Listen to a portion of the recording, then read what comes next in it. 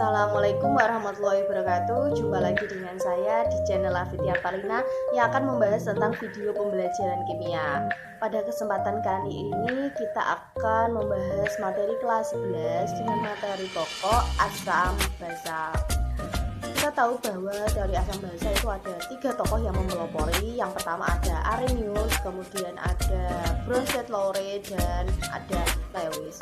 Sebelum kita mempelajari ketiga tokoh tersebut, alangkah baiknya kita bisa membedakan antara asam dan basa.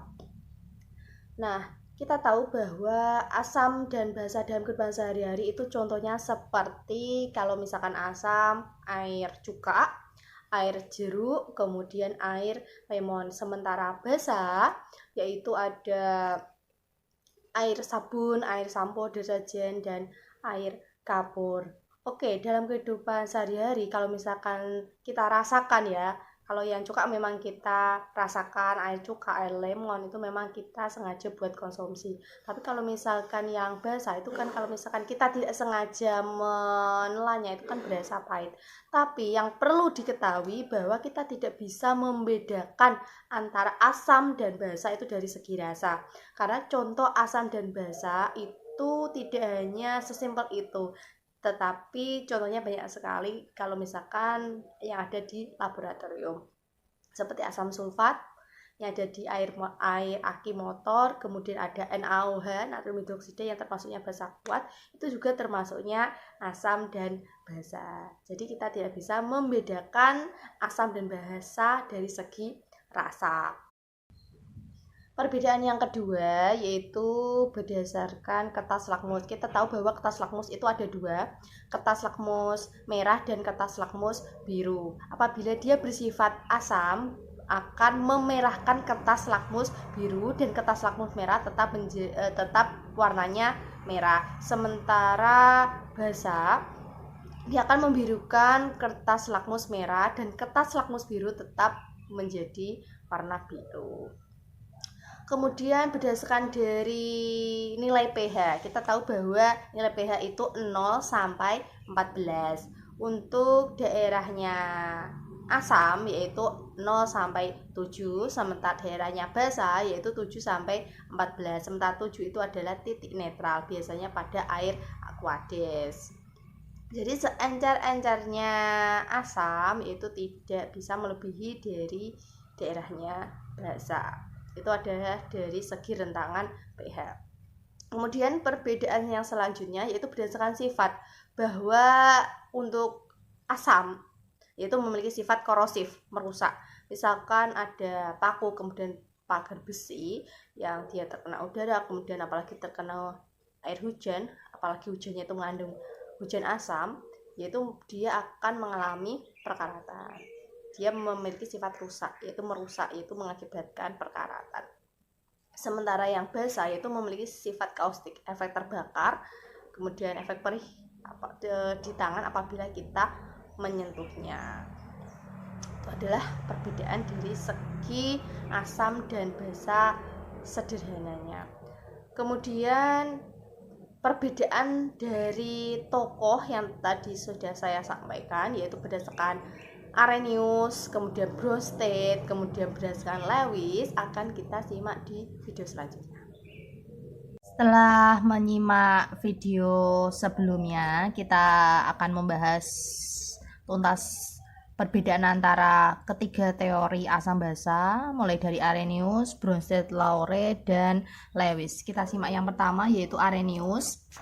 Asam yaitu apabila dilarutkan ke dalam air, dia itu akan menghasilkan ion H+, di mana contohnya di situ ada suatu larutan senyawa misalkan H2SO4. Nah, ini kita harus bisa mengionisasi, misalkan H2SO4 yaitu 2H+ plus SO4 2-. Jadi kalian harus tahu pemecahannya antara kation sama anionnya. Jadi di sini seperti ion poliatomiknya atau anionnya. Kemudian HCl, kalau ionisasi jadi H+ plus Cl-. Kemudian HNO3, kalau diionisasi jadi H+ plus NO3-. Jadi kalau misalkan asam itu pasti menghasilkan ion H+ di sini. Sementara basa yaitu apabila dilarutkan dalam air, dia itu akan menghasilkan ion OH-. hidroksida. Jadi seperti NaOH kalau diionisasi jadi Na plus OH-. CaOH 2 kali.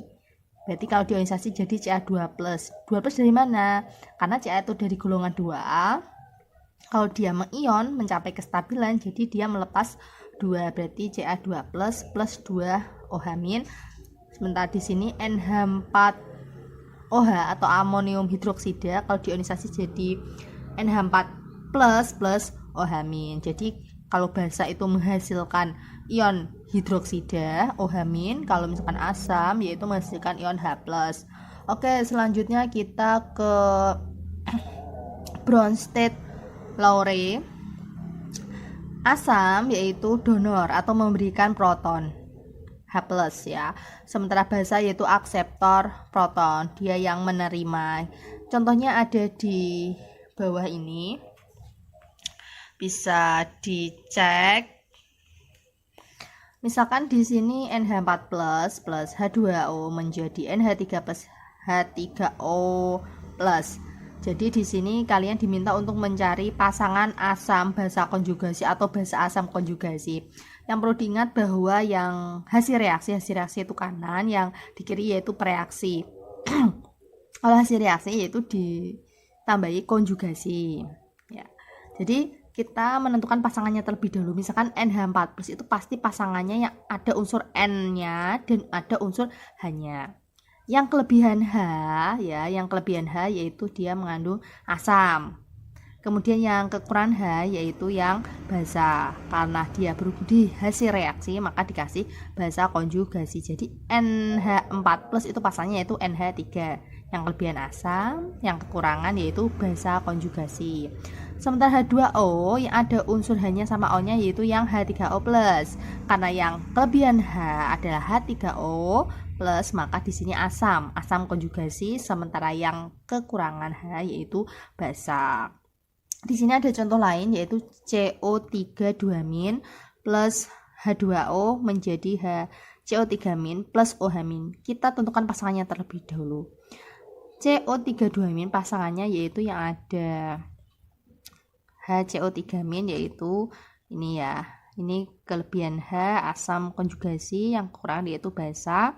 Sementara H2O pasangannya OH-. Di sini asam, di sana adalah karena kekurangan H berarti basa konjugasi. Itu yang berdasarkan Bronsted-Lowry. Ada tokoh yang ketiga yaitu teori Lewis. Asam yaitu menerima pasangan elektron, sementara basa yaitu memberikan pasangan elektron.